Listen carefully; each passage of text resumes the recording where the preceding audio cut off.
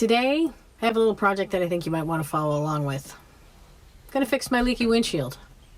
Well, I'm going to try to anyway. Maximalist minivars with Mary and Captain and you.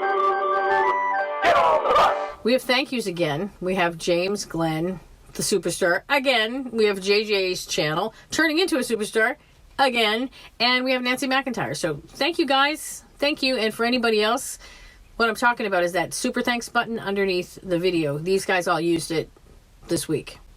Okay, now let's talk about the windshield.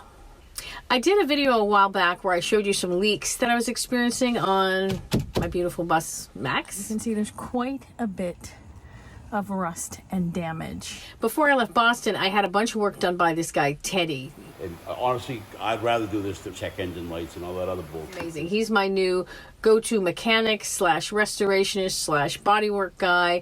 And he addressed my various exterior leaks and also the floor of the driver's seat. And I'm going to do a video showing you all the work that he did.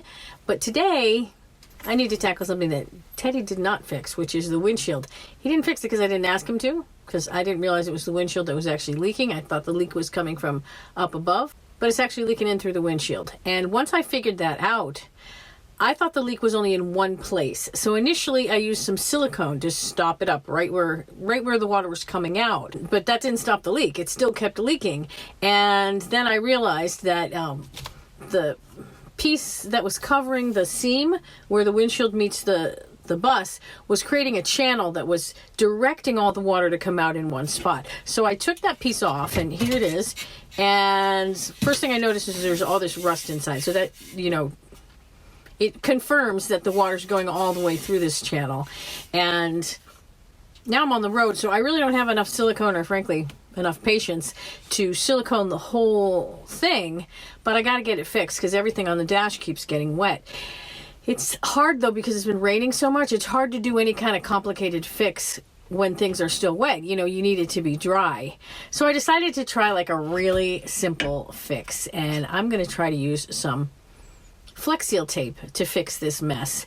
Frankly, Flex Seal tape did not really work out so well when I tried to patch the leaks on the outside of the bus with it, but that's on the exterior and it wasn't even really dry. So I'm trying to stick tape onto a wet bus, and that did not work out so well. Here I'm doing it on the interior. I think it might work a little better, and also it hasn't rained for a couple days, so things are dry right now. So I'm going to give it a whirl. Now, I want to be clear, though, that this is not the fix I would do if I were going to be stationary for a while. I mean, I would either silicone the whole top, or frankly, if I had the resources, I would just get a new windshield. But here I am. So I'm going to try the Flex Seal tape. By the way, this tape stuff that's stuck to the window, this is from Velcro. Originally, I had this idea I was going to put Velcro all over the windshield. That way I could stick the camera anywhere. It totally didn't work out. The Velcro came off, but the glue for the Velcro I have never been able to get off. It sticks great, just not to the Velcro.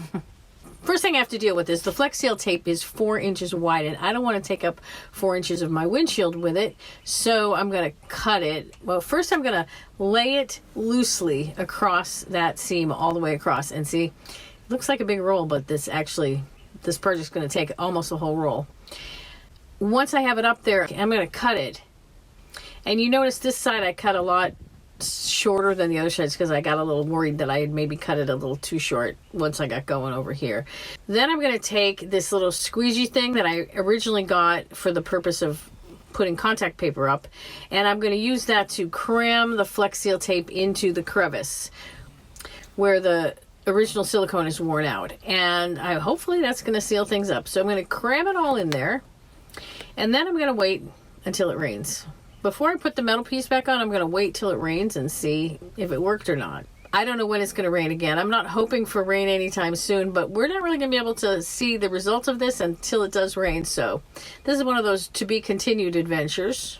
Either it's going to work and my windshield's going to be fixed, or you're going to learn from my mistakes yet again. Try it if you want and see what happens. Otherwise, you can wait and see what happens to me. And this is the video where I talked about the leaks in the first place. So check that out, and we'll see you next time.